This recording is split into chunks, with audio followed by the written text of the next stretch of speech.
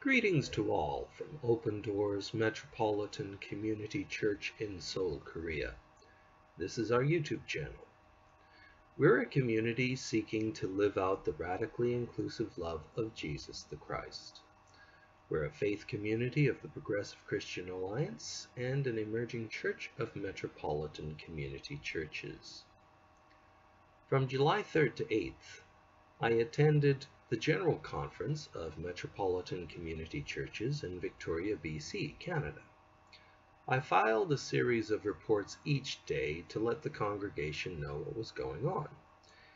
In the spirit of openness, I'm putting those reports together in one presentation for your reference. Now, I have my biases, which will inevitably color my perception of different events. However, I hope you'll find these reports concerning the workings of one of our affiliated faith groups, Metropolitan Community Churches, in its International Assembly, informative and helpful. I just decided to take a little bit of time to report on my first full day at the 26th General Conference of Metropolitan Community Churches. Here's the program book right here. Well, as you may have followed, I got into Vancouver yesterday, and I'm suffering from jet lag accordingly. But I'm glad to say that things are working out well, and I participated in two items today. First was the pre-conference worship, at which the main preacher was the Reverend Elda Frieda Smith. See, I'm still getting over the jet lag. I can't speak correctly. She's one of the important names within the MCC movement. She was she's been part of MCC since the early days, and it was mainly due to her efforts that the MCC denomination moved in a greater direction towards the equality between men and women, and so her contributions were greatly appreciated and very important for the development of MCC. Worship itself was kind of more Baptist, I suppose you could say, than we would ordinarily expect from a typical worship service. Certainly more evangelical in some ways than what I do, and even from what Daniel did. But still, it was quite enlightening. Being able to receive communion in groups, I remember, was something that was always part of MCC, and something I experienced when I worshipped at an MCC congregation in Toronto one time. But that came back to me again as I joined together with Rochelle Brown and one of the delegates from Finland in receiving communion together as a group. I was able to connect up with Rochelle and with other people that I've seen only by Skype or virtual meetings or email. So it's nice to have a real life connection with those people now. The other big thing today was the Transformative Institute on Diversity. That was the workshop that I got to attend for free as being a recipient of a BHM scholarship for MCC. So that was very nice. I think some of us who were attending the workshop got something quite different from what we were expecting. We were kind of expecting a how-to thing on how to put together, how to promote diversity within our congregations and that. but it was more of a case, this type of workshop was centered more on looking at the principles or the ideas behind diversity and the threats to diversity as well. In that sense, I think there was probably some people who were disappointed by what happened, by the content of the workshop, and there was some tension there. There's no doubt about that. But I wasn't disappointed, but I was kind of surprised by it all. But all the same, I think there was something there that we can use, and that's something that I will bring back from Victoria to Seoul, and hopefully we'll be able to put it to use. Now I'm headed off to a concert, which is going to be held by a singer-songwriter named Bobby Joe Valentine, who is a favorite within the MCC community, so I'm looking forward to that. Tomorrow the big thing is going to be the Business Forum, which is the session in which General Conference receives a bunch of reports from from different groups. As I said, as I've written before, the two big things are going to be the new faith statement and the election of the moderator. You'll be able to see both a draft of the faith statement, plus a guide explaining it, and interviews with the moderatorial candidates on the MCC website, and that's mccchurch, all one word, .net. www, of course, first before that.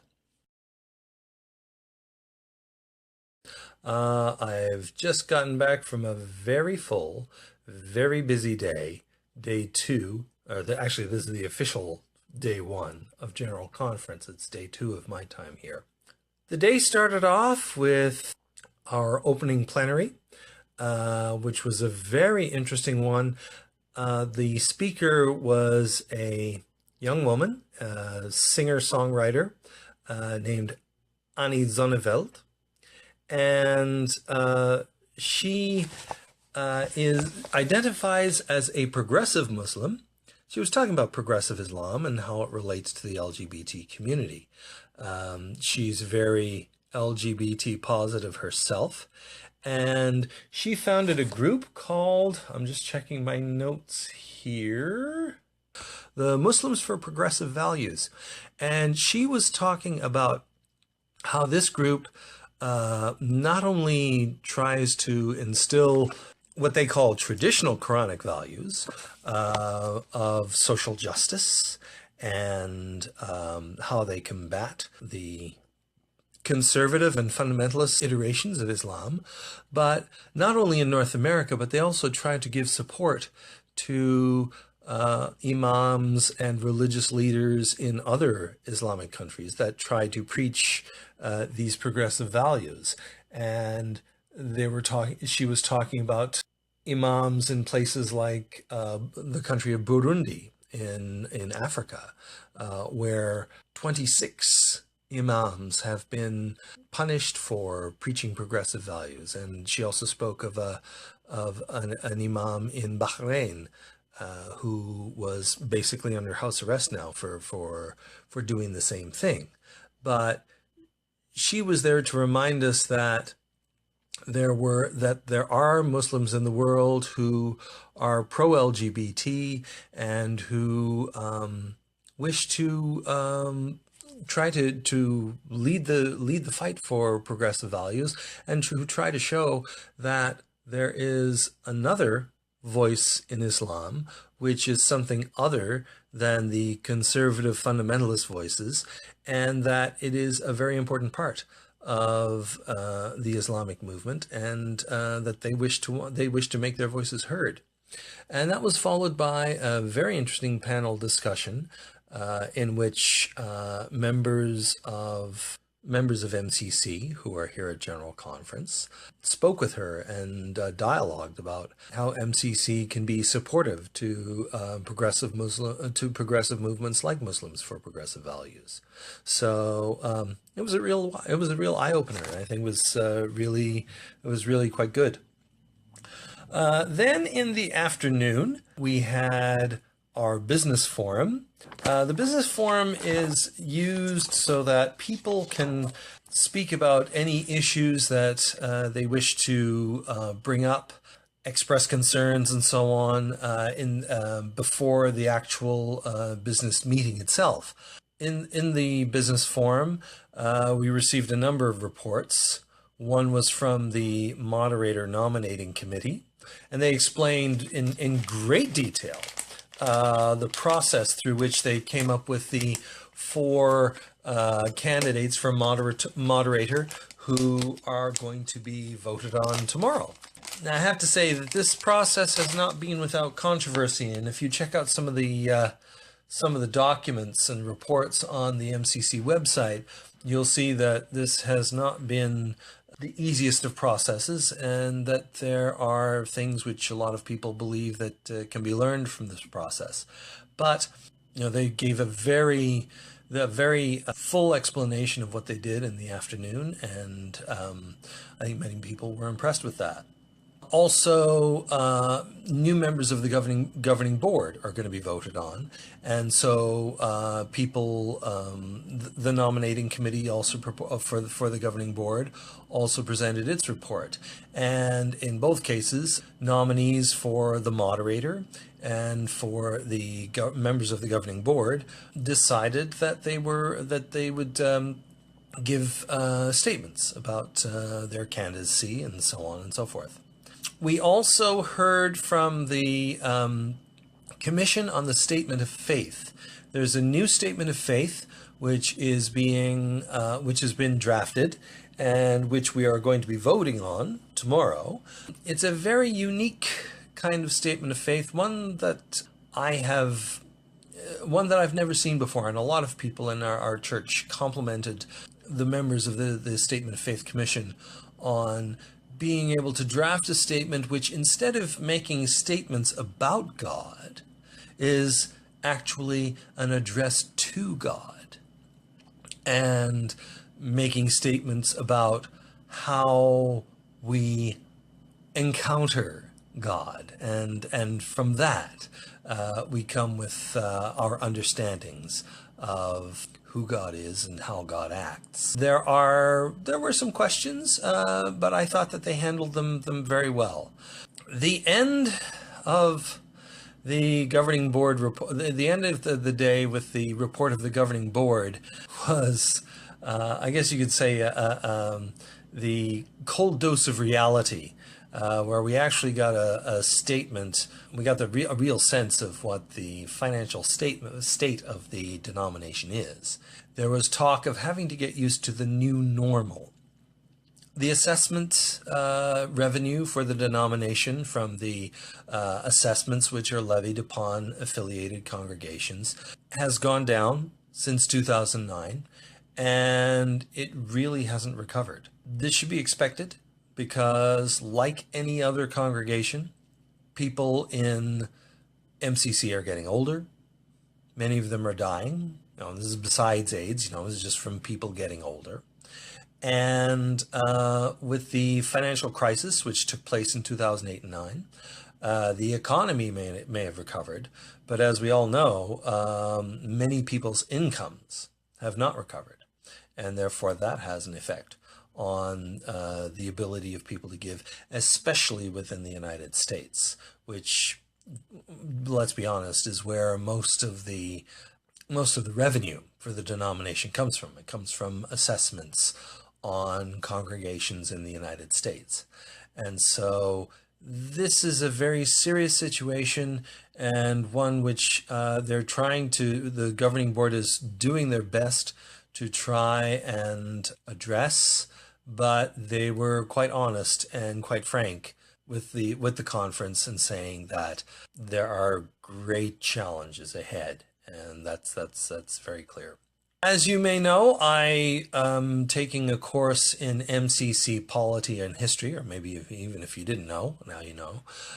So as soon as the business meeting, or I had to get away from the business meeting of 5 o'clock, so we could quickly take care of a reading review, which we all did together. So it was kind of the benefits of group study. So that was a very interesting thing, going through the bylaws and getting an understanding of how the laws of MCC are set up. It is a denomination which is kind of a modified Congregationalist type of setup. So a lot of the authority in MCC rests with the congregation, and governance of the denomination is they attempt to model it on the congregational model. It was very interesting working with other people and wading our way through the different bylaws so that we had a good understanding of them. And then in the evening, we had our opening worship, our official opening worship of the General Conference. The theme of the conference is Emerge, and so on the ceiling of Carson Hall, where our plenary sessions and our business sessions and our worship services are, there's the sight of a caterpillar going into its cocoon, or spinning its cocoon.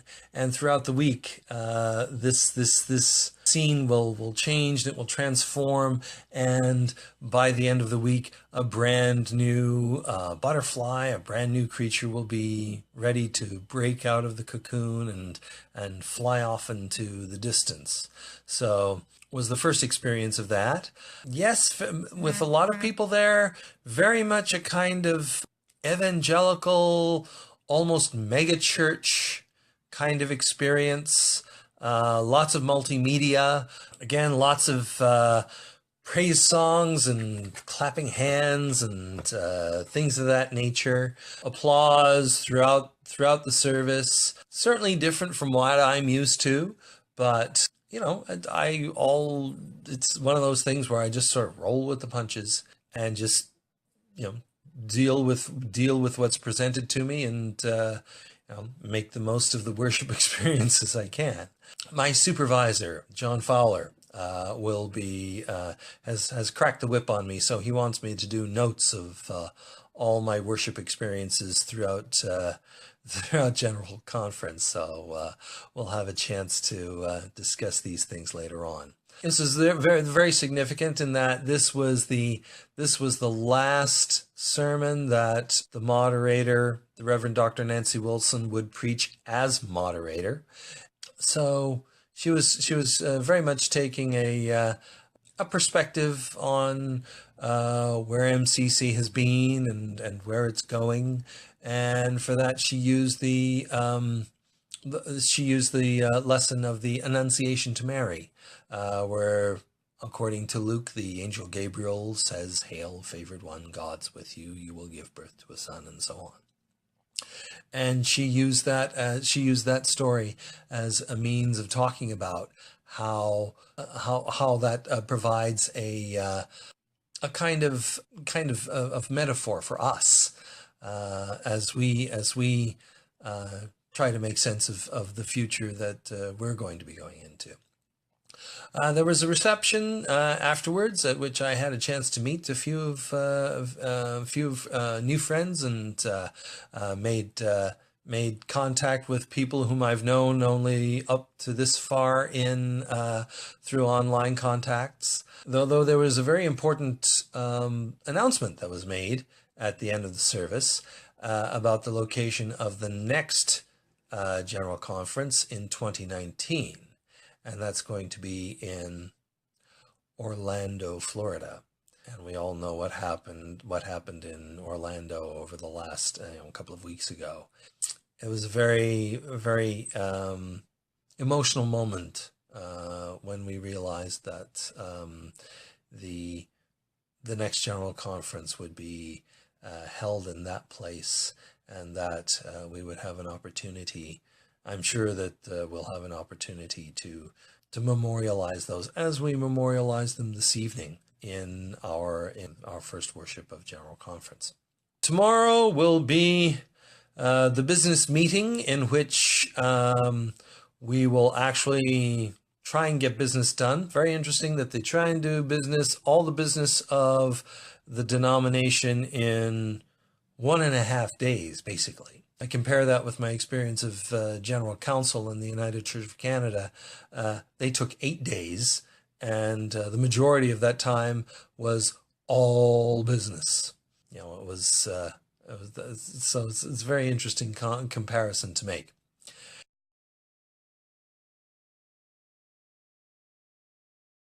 It's technically July 6th, but I'm doing a report for you on what happened at General Conference for yesterday, Tuesday, July 5th. It was quite an eventful day.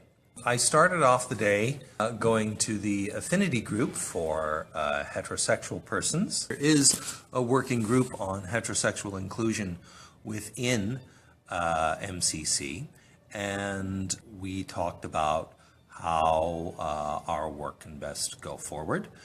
There's a concern about whether people want to be identified as allies or simply as members of MCC. And so we talked about the best way to do that. In our morning worship, we were very fortunate to have a preacher who was from the Asia Pacific region, the Reverend Miak Siu, who is the pastor of the Free Community Church in Singapore. It's interesting, they're legally prohibited from affiliating with MCC because acts between men of the same sex are actually still illegal in Singapore. That's among one of the reasons. But he is here and delivered a very inspiring message today morning, so that was very great. Then there was the business meeting. I was very interested in how the business meeting transpired. It transpired very quickly. Motions were dealt with in a very quick manner. And I think the fact that a business forum that was held the day before in which the reports were presented, that really helped to make business go much more quickly. I compare that with what things were like when I used to go to conferences of the United Church of Canada, and it's like night and day in terms of how business is done. The big things were electing new members to the governing board of MCC, and the will of the meeting was that there be new blood, and so basically we now have a governing board of MCC which is almost completely new. So that's going to be an interesting thing. And as I mentioned yesterday, another big thing was the election for the moderator. MCC is different from other places that I've been to in that they hold up to 4 ballots because there were 4 nominees, and the decision was, unlike other places, there's no requirement to drop any of the names of nominees after each ballot. So for the first 3 ballots, all four candidates were on and nobody dropped out. And it wasn't until a member of the conference, a voting delegate, asked candidates to think about it again that 2 of them dropped out. And how interesting it was, there were 2 more ballots with the 2 remaining candidates that were up for election, the Reverend Elder Diane Fisher and the Reverend Elder Darlene Garner. And even after 2 more ballots, there was a motion made for a 5th ballot so that a decision could be made. And in the end, the Reverend Elder Diane Fisher gained enough ballots within the House of the Laity, but there were a lot of clergy people who abstained from that cast votes of abstention from in the fifth ballot. And so as a result, the governing council of MCC now has to, the governing board elects an interim moderator who is going to caretake what's happening in MCC while we're waiting for the next general conference. And it's at the next general conference that hopefully that a new permanent moderator will be elected. And it's it's a very interesting situation. I think a lot of people were very downcast and upset in that after everything went down. The nice thing about it was that the business meeting ended an hour earlier than the order of the day than it was supposed to. So that was very interesting. They have a very efficient way of conducting business here. And so I was very impressed with that. And then that gave me time to get fixed up for the evening worship, which I was very proud to be a part of, to be there. At the beginning of the service, we were asked, those who were ordained within the last 3 years, people representing emerging churches, those who have been approved for ordination and so on, were asked to stand in the middle of the congregation. And we were held up as examples of the ongoing work that is going on with MCC. After that, I had the chance to attend a stand-up comedy show by a comedian named Vicky Shaw. She refers to herself as a professional lesbian, which she has been for the last 23 years, which I thought was very interesting. But anyway, by the end of the day, by the middle of the show, I was starting to nod off in the middle of it, and I thought to myself, it's not good for me to be here while I'm nodding off like this. So I went to bed.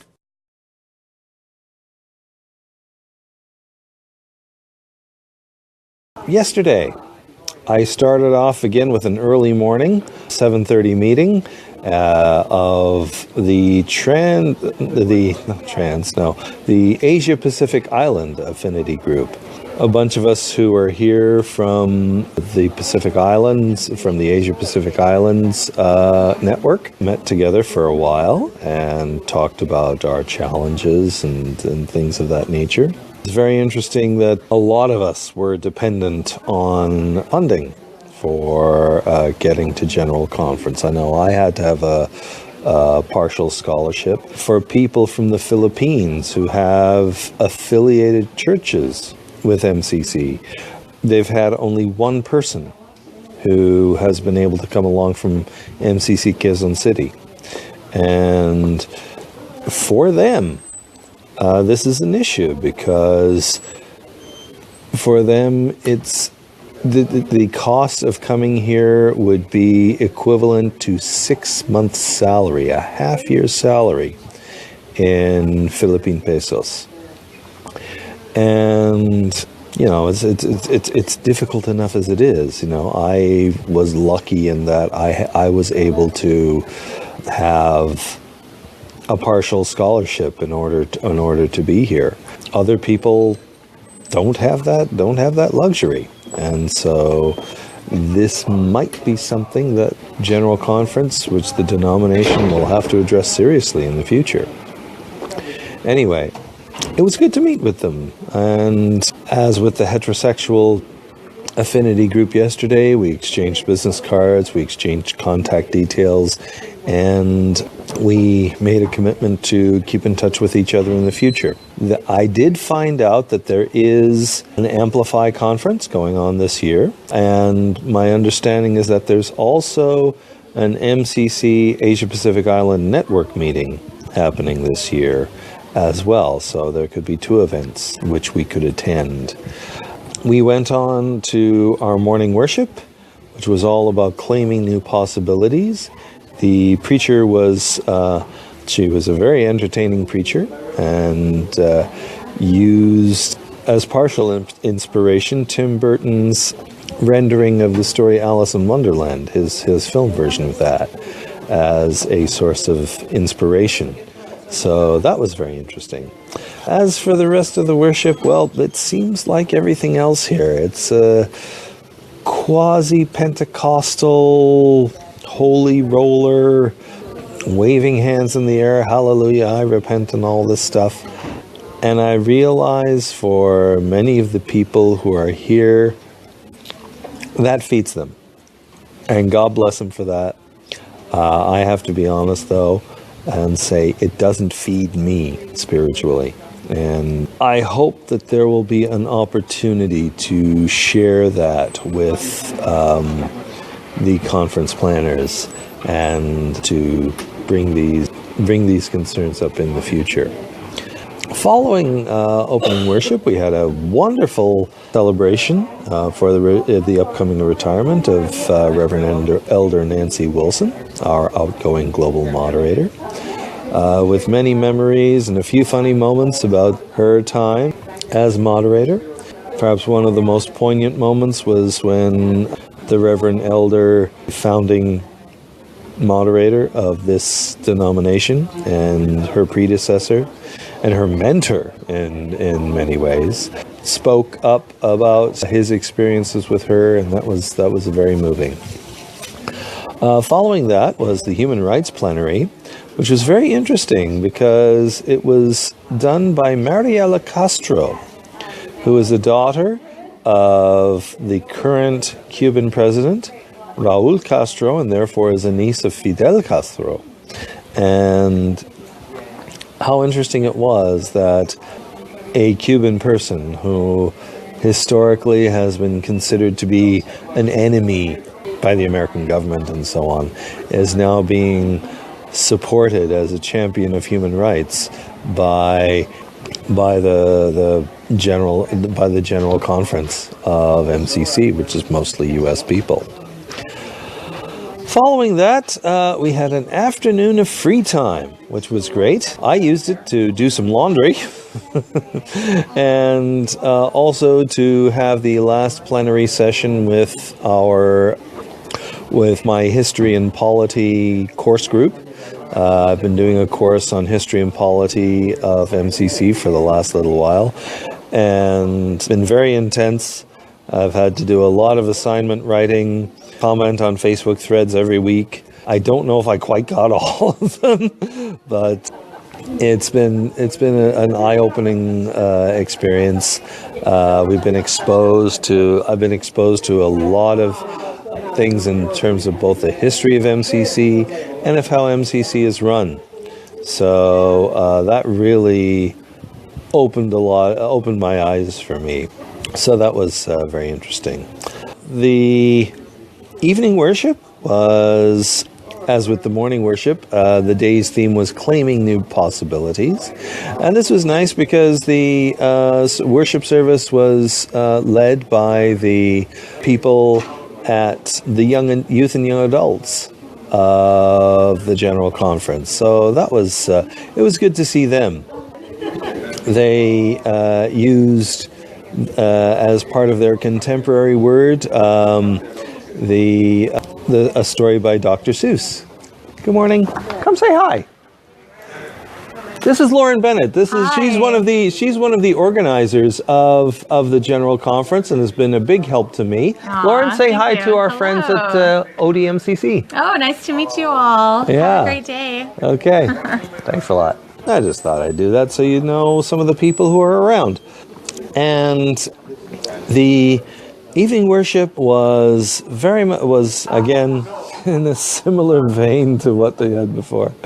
But the preacher, Reverend Brad Rice, he was a very inspiring preacher because he was a person who said that MCC literally saved his life. Like me, he was a person who sort of shut the door on his previous Christian involvement and said, I'm leaving and I'm not coming back. And that was a very informing, moving kind of thing for me. The ending of the day was a very poignant, moving one because the last event of the day was the screening of a movie called, a documentary film called Upstairs Inferno.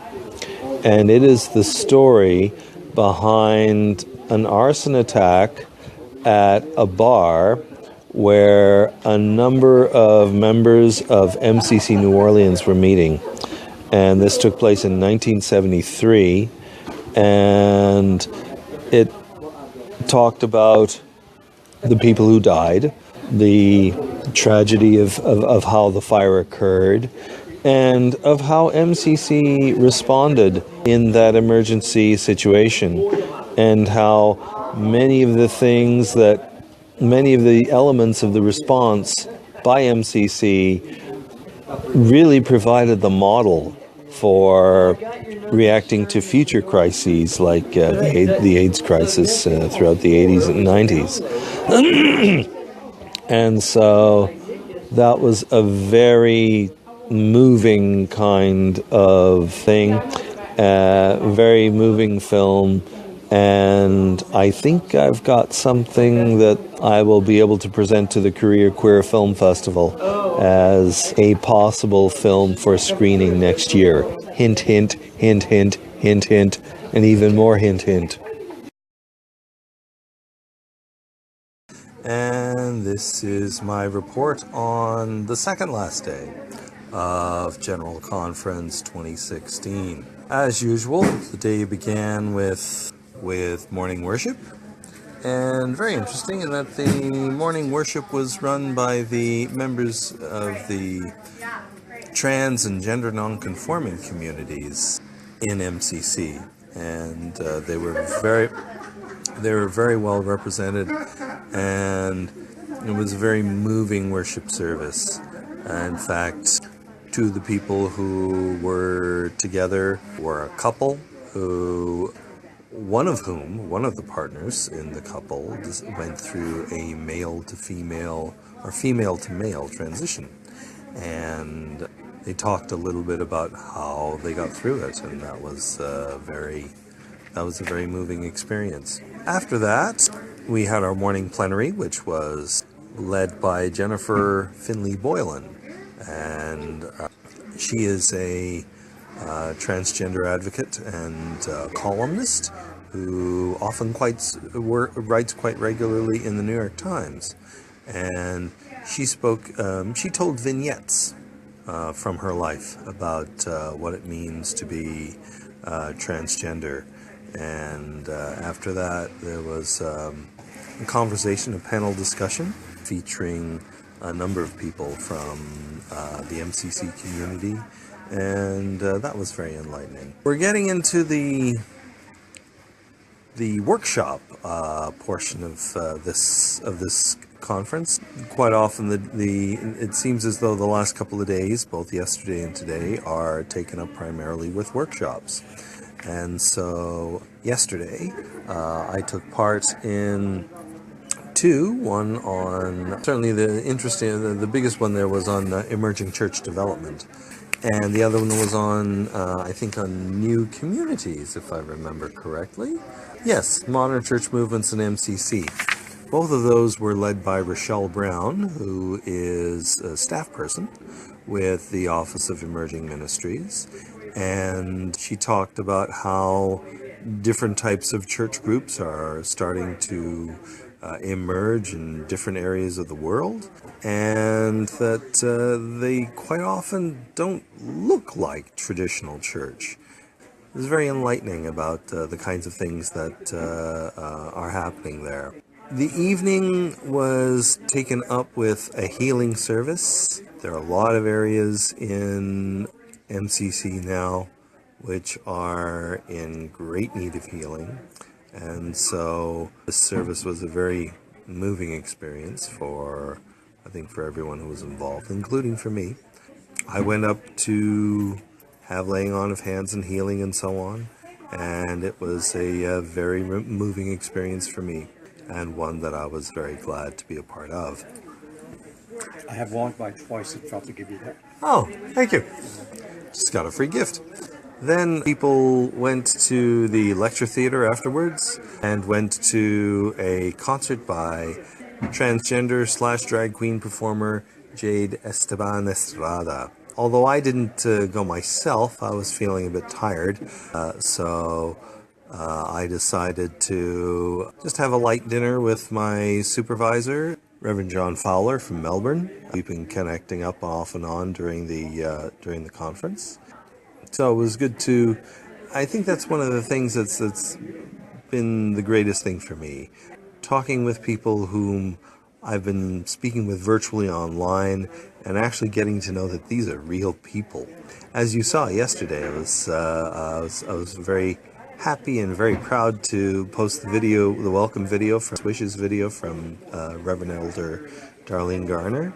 I think it's important for you all to know that our elder is thinking about us and that we are in her thoughts and her prayers and also in her continuing work. The conference theme has been emerge, and so as part of the whole conference worship setup, there's been a cocoon suspended above us in the main auditorium where we meet and worship. And so little by little the chrysalis has been emerging, and today it's going to be finally set free. The closing worships today, I'm sure, will be dealing with us moving on to new areas, to new spaces, going back to our old situations, and bringing with us the things that we learned here. I'm here at Vancouver International Airport with my obligatory Tim Hortons extra large, just waiting for Young Oak to come in from Korea. And while I'm here, I thought I'd tell you about the last day of General Conference. The morning worship was very interesting. It started off with Club Emerge. So they decided to do a nightclub rave kind of thing, and with a preacher in drag. Yes, the Reverend Roland Stringfellow took on the alter ego of Ms. Shangri-Lola. And since he's from MCC Detroit, he decided to start off in Detroit and talk about different things in the LGBT movement, like the riots at the Stonewall, which started everything off. And of course, Troy Perry. You can't talk about MCC without mentioning Troy Perry at least once, especially General Conference. And the Upstairs Inferno in New Orleans in 1973, and how all those things have shaped the milieu, the essence of what and who MCC are. After that, it was a day of workshops. So in the morning, I attended a workshop on revitalizing congregations, and there were some very good ideas there. I thought that was quite worthwhile, and so I think that's some good ideas for us to bring back there.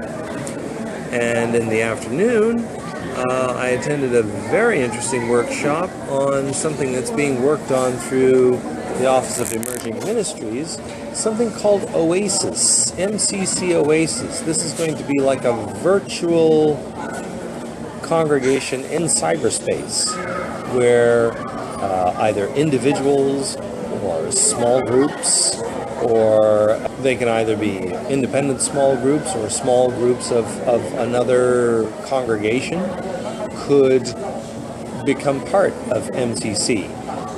Either, well, basically through online involvement.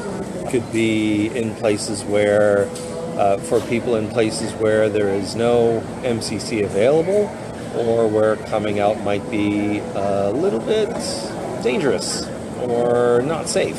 So I think this would be a very good thing for lots of people in Korea who aren't able to get to Seoul every Sunday. I think this could be a very vital resource for us to share with people in Korea, so I'm quite excited about that. And then we had our closing worship in the evening, where I was able to help in serving communion, and then our closing reception in the evening, which had a little bit of DJing and a little bit of dancing as well. So, what's my overall impression of General Conference? Well, I would say that it does its business in a very compact way. I was very impressed with that. Compare that with my experience of being in the United Church of Canada, where most of Presbyterian conference meetings were all about business, and the worship and the education was almost like an afterthought, really. So I was very impressed with that. Of course, in terms of the denomination's politics in that, the fact that we weren't able to elect a moderator, I think, was a very significant event. And now the governing, it's left to the new governing board, most of which are new members, to select a moderator who will serve on an interim basis until the next general conference in 2019, which, as you may remember, is going to be held in Orlando, Florida. The significance of that is not lost on anyone. And that's going to be the next 3 years in terms of what we're going to be doing is going to be a very interesting kind of thing. What's going to happen in the denomination? Are we going to be in a holding pattern? Are we really going to be able to take up new initiatives? Anything like that? Interesting times, as they say in the old Chinese curse. I have to be honest and say that I was not really spiritually fed by the first 3 days of worship. It was very much evangelical megachurch, as one person put it, happy clappy worship. And thank goodness Thursday was a little bit more contemplative, because I think if I had to go through another one of those services just as they were from Monday to Wednesday, I don't know, I think I would have torn my hair out or something. And in saying that, I know that there may be some former and even current members who like that evangelical praise type of worship.